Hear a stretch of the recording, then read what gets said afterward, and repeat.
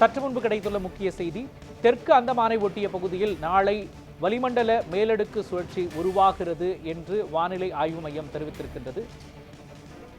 நாளை புதிய காற்றழுத்த தாழ்வு பகுதி உருவாகும் என்றும் இந்த காற்றழுத்த தாழ்வு பகுதி தமிழ்நாடு நோக்கி நகரும் என்றும் கணிக்கப்பட்டிருக்கின்றது. வங்கக்கடலில் 48 மணி நேரத்தில் புதிய காற்றழுத்த தாழ்வு பகுதி உருவாக வாய்ப்புள்ளதாக இந்திய வானிலை ஆய்வு மையம் கணித்திருக்கின்றது. இந்த புதிய காற்றழுத்த தாழ்வு பகுதி தெற்கு அந்தமானை ஒட்டிய பகுதியில் நாளை மேலடுக்கு சுழற்சியாக உருவாகிறது. புதிய காற்றழுத்த தாழ்வு பகுதி தமிழ்நாடு நோக்கி நகர வாய்ப்புள்ளதாக இந்திய வானிலை ஆய்வு மையம் கணித்திருக்கின்றது.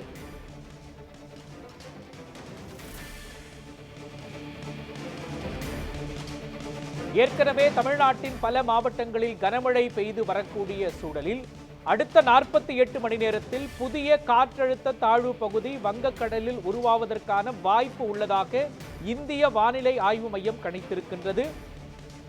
இந்த காற்றழுத்த தாழ்வு பகுதி தமிழ்நாடு நோக்கி நகரும் என்றும் கணிக்கப்பட்டிருக்கின்றது. தெற்கு அந்தமானை ஒட்டிய பகுதியில் நாளை மேலடுக்கு சுழற்சி உருவாகிறது என்றும் இந்திய வானிலை ஆய்வு மையம் எச்சரிக்கையை விடுத்திருக்கின்றது.